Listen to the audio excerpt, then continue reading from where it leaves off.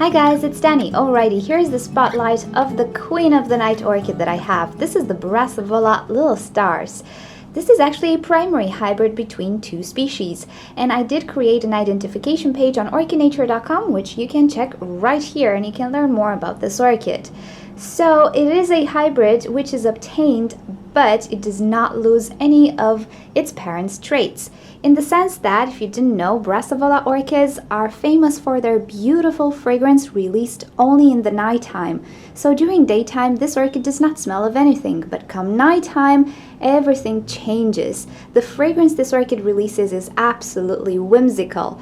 I would describe it as a bit soapy, fresh kinda, but it's really much better than it sounds. If you think soap doesn't smell all that appealing, it does. Imagine a very sophisticated soap, actually.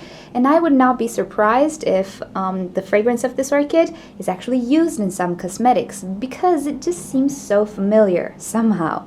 So as I was saying, this orchid only blooms in the nighttime, and this is because its pollinators are night moths.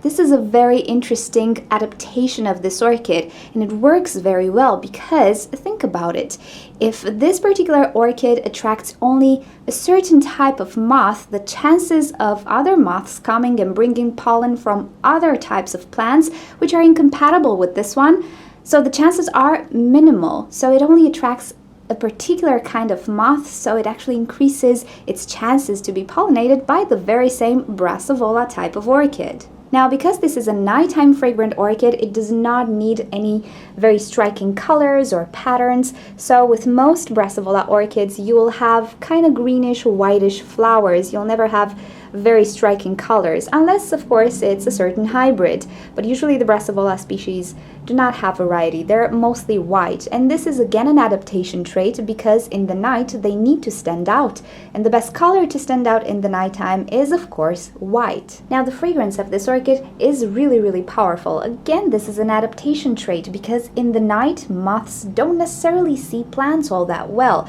but they can definitely smell them. So if they feel the smell of the Brassavola from maybe a kilometer away, they will pinpoint the location of this orchid and come and pollinate it. So all in all, I believe this orchid is such a good example of how nature adapts in order to survive and to thrive, and really it's a joy to have. Now let's talk a little bit about this orchid. She's really not a fussy grower. She does not require any super special treatment. I mean, you can grow this orchid in a house as well. You don't necessarily need a greenhouse, because she doesn't really need very high humidity like some other orchids that may be problematic in house conditions.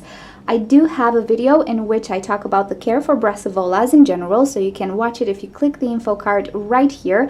They're actually very similar to Camellia orchids. If you are doing well with a Camellia orchid, most probably you will do well with a Brassavola, because they are somewhat related. And because they are related, there are a lot of crosses between Brassavola and Camellia orchids, thus obtaining more interesting hybrids, more fragrant hybrids, intergeneric hybrids between these species, which can be hybridized successfully. Now, as you can see, this orchid really is different from all other orchids in the sense that the leaves do not necessarily look like leaves. You'd be tempted to think they are pseudobulbs, but actually the pseudobulb part is this lower part you see right here.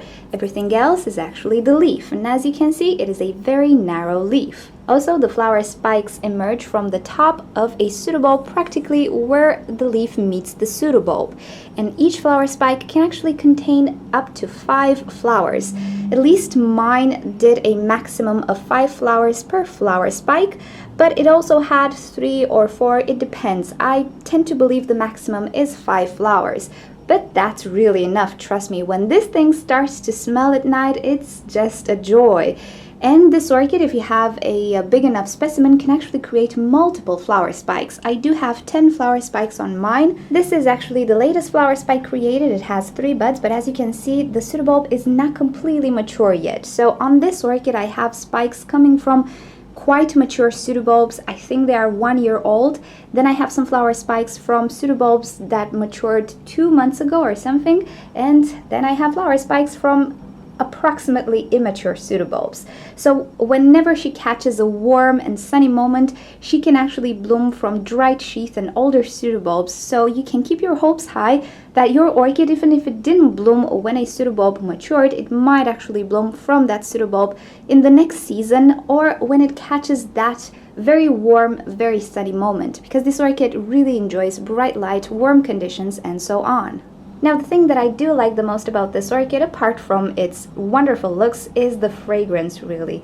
I'm a fragrance addict, so it's quite understandable, but I do believe it does possess that fragrance that is very hard not to like, actually. I don't find it to be very offensive, and particularly the Little Stars cross, it has a more powdery, subtle fragrance than, let's say, a cucullata. I do have the cucullata as well, and it seems to have a sharper scent to it, which I think can disturb some people, but this is quite a lot more powdery and easier to like. So really, if you've never owned a type of Brassavola in your life, I would suggest that you give it a go.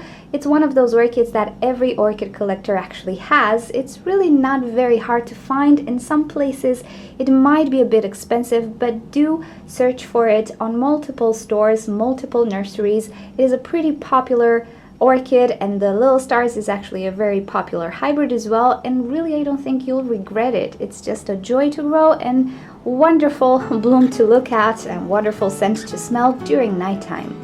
So okay, thank you for watching this video. I hope you enjoyed it. If you enjoyed it, please give it a like and a share. Subscribe to my channel for daily orchid videos, and also feel free to leave me comments, suggestions, or questions you might have about orchids in the comment section below. If you click on the left side of your screen, you'll be directed to orchidnature.com, where you'll find care sheets, identification sheets, and also you can talk to us in the forum section. And on the right side of your screen, you can click to watch another orchid video. Thank you for joining. I'll see you next time. Bye!